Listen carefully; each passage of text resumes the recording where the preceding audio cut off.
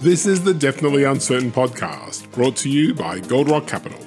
Each week, we look at how high net worth families can improve their lives, decisions, and investments in a deeply uncertain world. We always aim to provide practical information, even if we can't offer specific investment advice.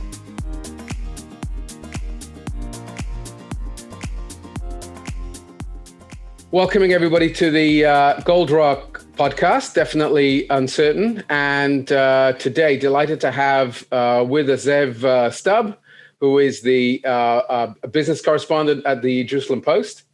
Zev's life is more interesting than even journalism could possibly describe. And maybe we'll talk about that a little bit. And hopefully today we'll get a chance to talk about two or three different aspects of where Israel is going in terms of technology and how that relates to all of our lives, or how it may potentially relate to all of our lives. As you know, Israel is very much successfully branded as a startup nation, and we come up with stuff that the rest of the world often uses later. So hopefully we'll be able to bring some new ideas that I certainly hadn't heard of until we'd had a previous discussion about this, which is why we've invited Zev on to talk about it. So first of all, welcome to the podcast, Zev. Hi, Daniel. Thank you. It's good to be here. Maybe before we get into the stuff, the content, just give us a quick background, how you ended up in journalism and the stuff that you did before that. Okay. I made Aliyah about 21 years ago. Grew up in Chicago, went to Yeshiva University. When I made Aliyah, I worked a little bit in high tech. I actually worked previously at the Jerusalem Post when I was a lot younger. Then I went off to work on my business, Janelo, which was a very well-known online community for English speakers. And I ran that from 2005 until 2019 when I sold it. And now I'm getting back to what I really enjoy, which is journalism. Okay, great. I'm sure that the, if you will, the real life experience of running a business for all that years has informed your, the way you look at the business topics that you cover in a slightly different way. Have you come back to journalism with a different mindset? It's like the difference between getting an MBA right after you graduate college versus getting your MBA after you have a bunch of work experience. So definitely, I feel like I'm on a different side of knowledge than I was, 15 years ago. Great. So maybe frame for us a little bit.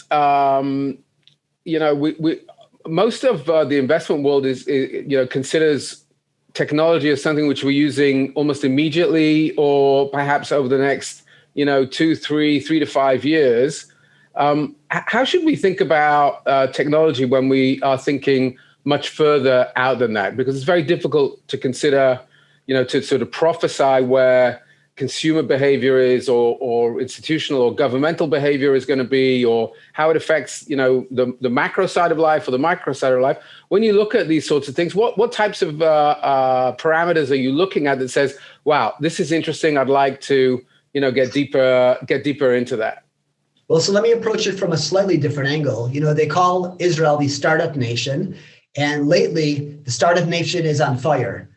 In the last 5, 6, 7 months, every year we're breaking our own record. Every month we're breaking our own records for amount of venture capital money going into high tech funds. We've topped $2 billion a month for each of the past few months, and already in the middle of June, we've already broken the total number we've exceeded the total number of funding raised in all of 2020. Already in the first 5.5 months of 2021. So really, things are really on fire here. It's a great time. And, as business journalists and, getting access to some of these really interesting companies is pretty amazing. Just so much innovation in so many fields. In cybersecurity, there's a lot, but medical devices and consumer and just infrastructure, it's incredible what's going on. To answer your question directly, some of these companies are, early on, and, there's a lot of testing and R&D that's done in the process. And, some of these companies aren't going to have a product for 3 years, 5 years down the road, but we're really looking ahead and I prepared a few companies to talk about with you today that are really going to be shift paradigms, hopefully, within the next 5 to 10 years. So let's get straight into it. And you sent some information over, which I was, I've been here 30 years. We were active investors in the high-tech arena until a number of years ago. And honestly, you managed to, open up windows onto things which I hadn't really thought about. Maybe we can start by thinking about Nimbus and how Israel is approaching cloud, and how you think that is going to, impact our lives either individually or at a governmental or a national level. It sounded like a really interesting project. Maybe you could just introduce us to that concept. What's going on in the cloud space in Israel? Okay, let me also just take a step back and say that one thing that I'm noticing, a common stereotype, I'm sure in your office, you talk about Israel as a place where they, kind of think like a couple minutes ahead, maybe an hour ahead. Planning ahead isn't normally associated with one of Israel's strengths. But one of the things that I'm enjoying watching are a number of programs, like comprehensive government programs that are really looking even 30 years, 40 years down the road, if not at least 10 to 15 years down the road. So I'm enjoying seeing that the headspace is a little bit, I think has come a long way. Regarding the Nimbus project, so one of the, when we talk about government data, I think the picture of how government data has been stored until now is on kind of like rusty old mainframe computers. In the cloud, they've been on a Microsoft cloud system, which is not the most advanced system out there.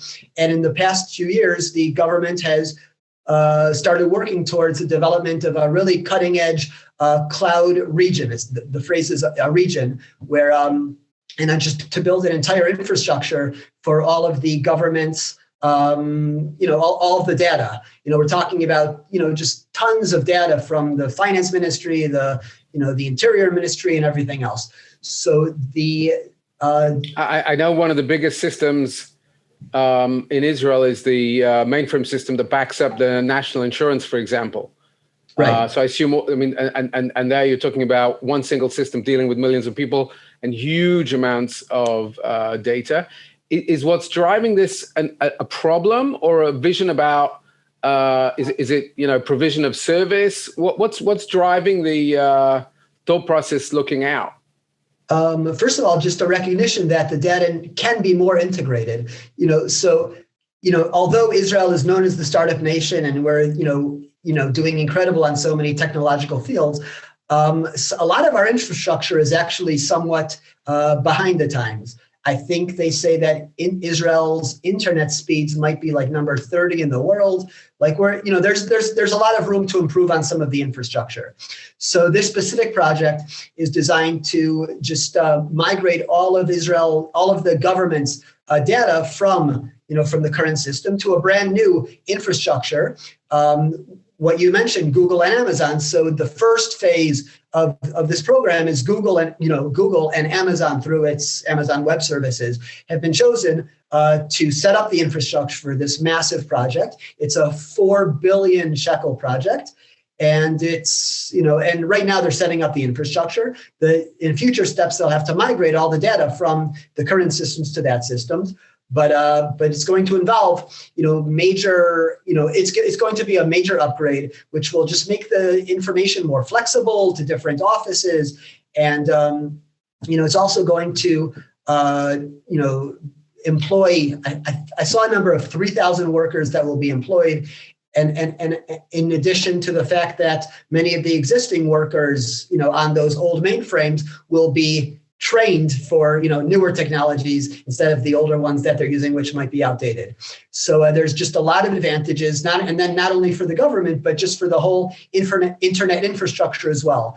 There's a system that will be used, and there will be parts of it that'll be made accessible, to help, for other industries. And then, of course, because Israel's data is so sensitive, there's a lot of work to be done with, making the data, inaccessible from outside of Israel, and there's a balancing the the very high security needs with the ideas of making all the data really accessible and flexible within the governance system. To the extent that we know how this project will develop, is it your understanding that in and of itself it is going to drive innovation? Things need to be innovated just to make this thing work, or is this something which a kind of a path which has been trodden in other either countries or regions, and we're replicating something which exists somewhere else? So this project has already driven a lot of innovation in the cloud field. The tender was only open to some of the top companies in the world. The ones that lost out were Oracle and IBM and Microsoft, also pretty big clients. So in the process of positioning themselves for this project, Oracle, just in the past few months, recently announced the opening of a gigantic data center in Jerusalem. It's going to be, I think, 7 floors underground in the Har Chotzvim industrial park. And they're, and they've been really pushing forward on cloud, systems there. Google's been doing a lot. What did I write yesterday? Yesterday, I wrote that Amazon is in addition to this project, planning on launching another big cloud region for all of Israel around 2023. So there's a lot of just the whole cloud sphere has already just taken off, mostly around this particular project.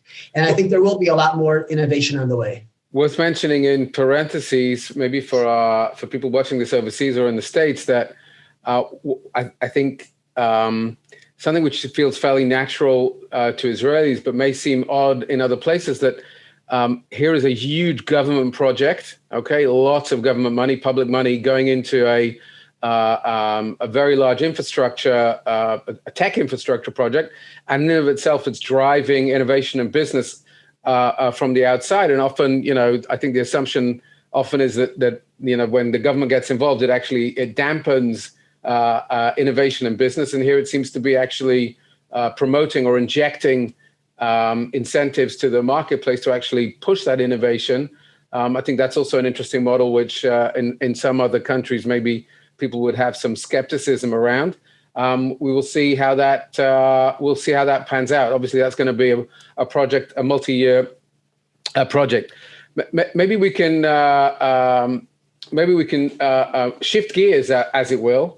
And you sent me some stuff about innovation around the transport system and the road system and planning and so forth. It was like, it seems like a road is the least tech thing you could consider, right? You put some infrastructure down and tarmac and off you go. But it seems that the government and those responsible for the planning of the road system are beginning to think out of the box in terms of those areas. Maybe it's worth touching on a couple of those things. And again, seeing how government here is challenging the innovative sector to come and say, okay, make things better for us, make it cheaper for us. How is the infrastructure going to support? We know in Israel that the demography is still growing very, very strongly. So we're going to need more roads with more infrastructure. What are the things which we should be looking out for in that arena? Right. So I spoke about a month or two ago with the head of innovation at Netivei Yisrael, which is the government company that is in charge of managing all of the roads in the country. So first of all, just the idea that they have a head of innovation is already kind of an interesting thought. But they are looking, 10 years ahead and asking, what's the road of 10 years from now going to look like? There's a lot of changes, whether it's the electric vehicles that are becoming more and more popular, as well as the fact that, cars are just much more connected. I think most cars now are connected to the internet in different ways and are, between ways and whatever else, a lot of information, a lot of data is just going back and forth. So they're trying to, they're looking at a lot of different things. So one of the interesting questions that we discussed was, what should the government road company be responsible for providing in 10 years? Should for example, if the roads are going to be full of electric cars, perhaps the road company should be responsible for providing electricity, for providing the infrastructure for charging their cars. Now you go to the gas station, and those are private businesses. But maybe the government roads should be looking at things in a different way and have charging stations and other things that would be needed on that front. And then on the communications front, now when I think of mobile data, I think about partner cell phone, Cellcom, Telephone, but perhaps I think her line was that maybe internet infrastructure will be as integral as asphalt to driving, right? Maybe part of the driving experience will be the internet connection, and maybe the government road system should be responsible for that as well. So just interesting questions that you and I don't usually think about, but they're trying to stay a step ahead. And then, the next step is, how can they alleviate a lot of the problems of congestion, about making the roads safer. We have, with all this great Israeli tech, there's a lot of great companies that are doing really interesting things. I think we'll come back to drones a little bit later, but there are drone so right now the government just launched a test project with a bunch of different government organizations, like just between the Transportation Authority and I think the Communications Authority, Innovation, and the Roads Company, working with some of Israel's largest transportation technology companies, like Waze, like certain drone companies and Move It and others. And they're working and they're asking the question, how can we integrate data from all these sources to make the roads safer and less congested? So there's presumably that links into two other huge fields which are coming down the pike, which are the autonomous right. vehicles on the one hand, and the use of big data on the other. Are you seeing companies that are thinking about that in terms of startups already, or are we still too early to think about all the spin out effects of the combination of cars which kind of making their way along the road autonomously, and the data around what's happening on the roads, and whether it's in real time or from a planning perspective? Are we seeing already companies beginning to form around those things? So my sense is that fully autonomous cars are still at least 10 to 15 years away, but we have a ton of really interesting companies that are working on really interesting things. Yesterday, I wrote about a company called Aquarius Engines, which just signed a $1 billion investment strategic venture with a company in Dubai. Their thing is actually more about hydrogen engines. They say that they found a way to make really efficient engines that I think would work on hydrogen. I don't remember all the technical details but in terms of eco-friendly technologies, it was far and away over anything that exists now.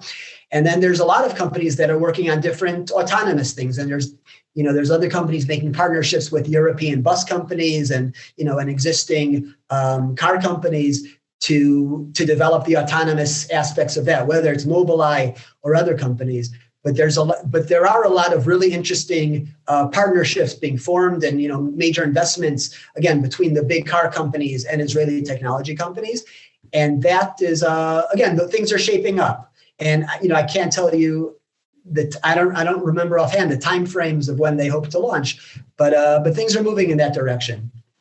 Maybe I'll just finish up the point that what I was saying before is, so in that project of getting all these, integrating all these things. So there's a project right now on Route 2 up north where they're actually working on integrating all those technologies together. And it's a test project, a pilot, and they hope to learn what it will take so that in whether it's 5 years or 10 years, they'll be able to integrate all these technologies together and really, upgrade the transportation experience significantly.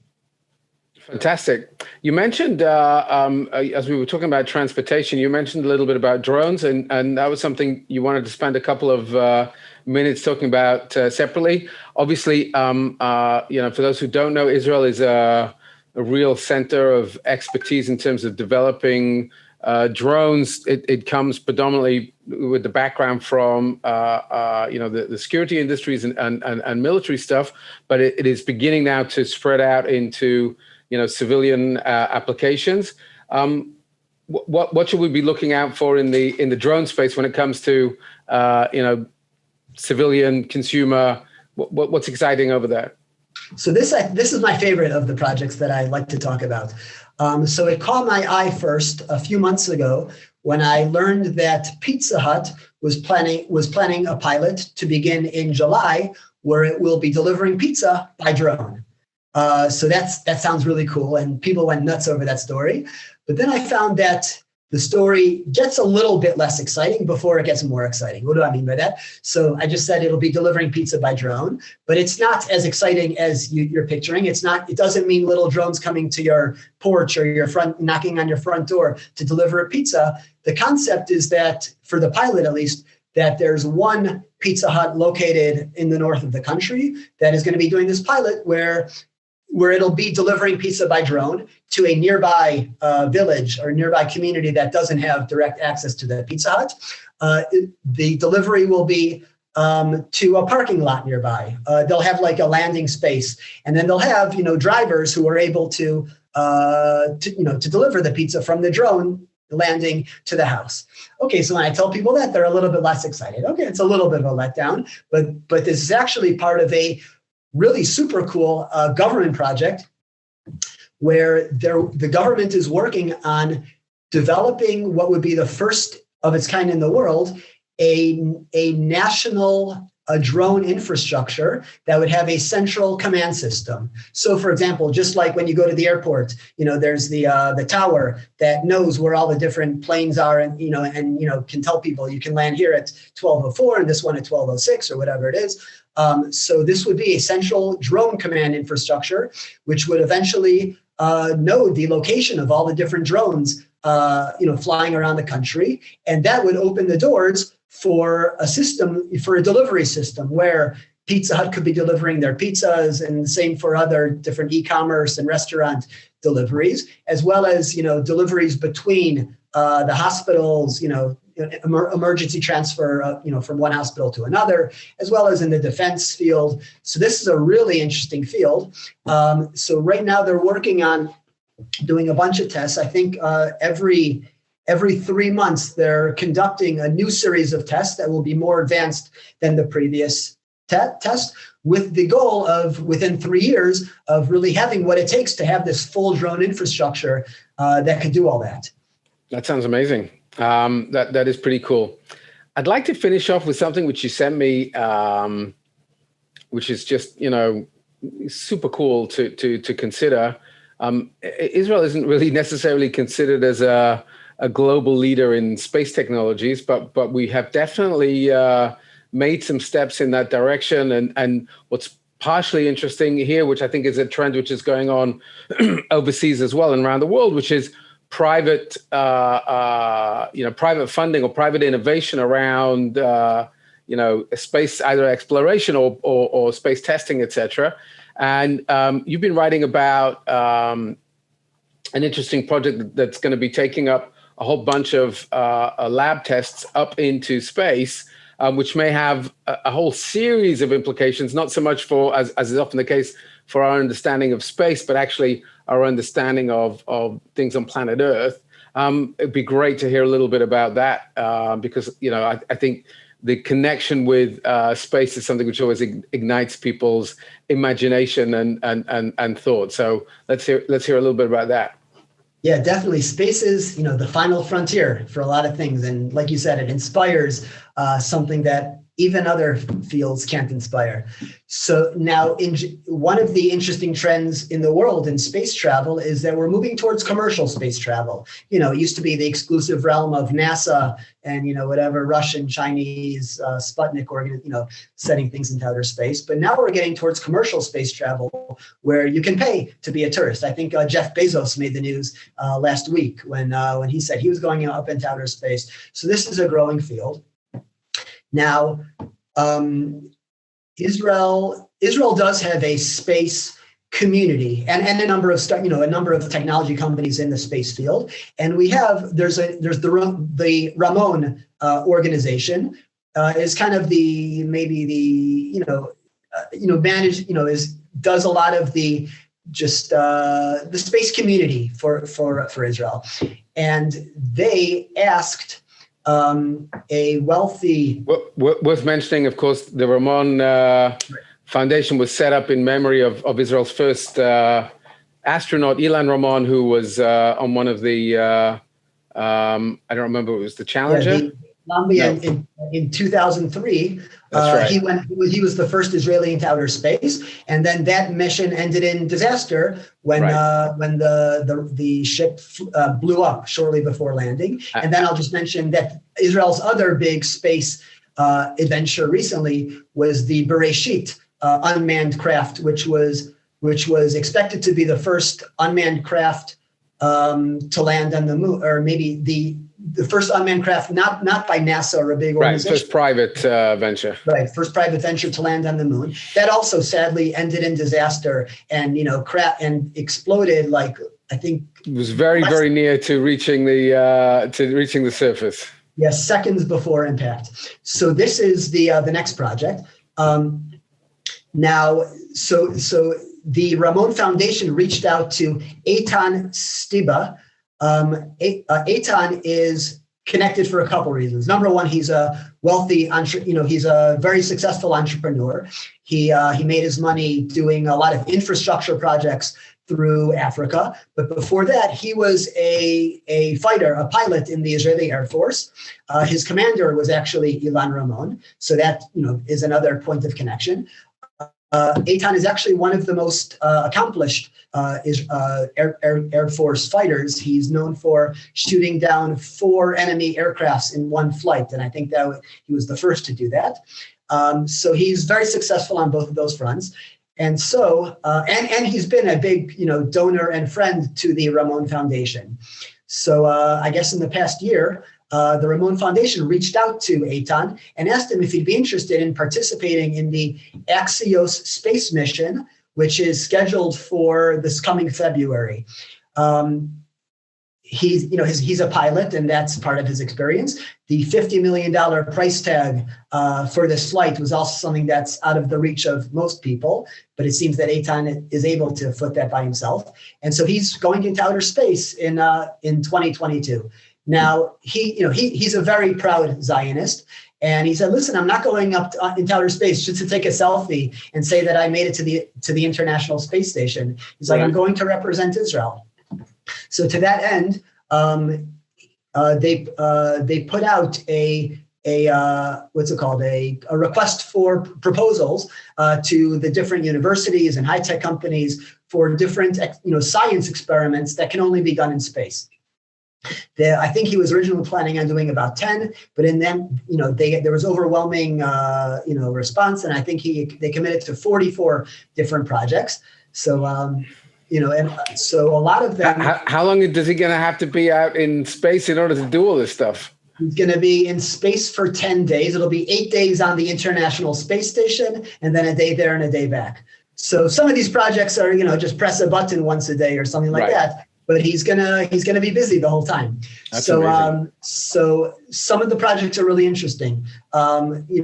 With ramifications, as you mentioned, not just for outer space, but also for down here on Earth. So some of the ones I just learned about. I was at the Sheba Medical Center last week where they were launching some of their projects. Some of them include, I guess, astronauts develop cataract problems, or they develop vision problems while they're in outer space. And sometimes that can even last for a long time. So they've developed experiments to try to, identify and isolate exactly why that's happening. And they hope to obviously learn, things that will be useful for eye doctors around the world as well.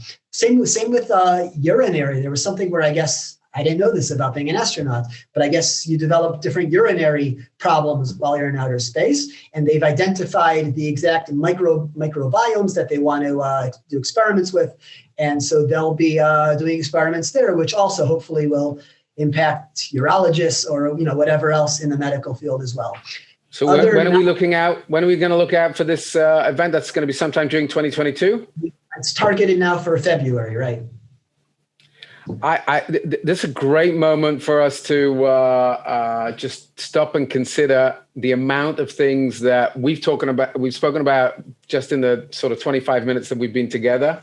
The explosion of innovation that is still to come in Israel, and hopefully that will have its effect both in terms of business and investment, but also the way it's going to hopefully positively affect our lives here in Israel and hopefully overseas. And all I can say is to everybody who's watching, you should be following Zev Stub at the Jerusalem Post to keep up with all of these crazy innovations, because I think on my own, it's going to be impossible to keep pace with everything that's going. Zev, it has been a real privilege to have you on with us today. And maybe in 2022, when the space project comes to fruition, we'll have you back here to tell us just how it's gone, how those lab experiments have gone up in the sky. It's been really fantastic to have you on. You got it. Thank you. All right.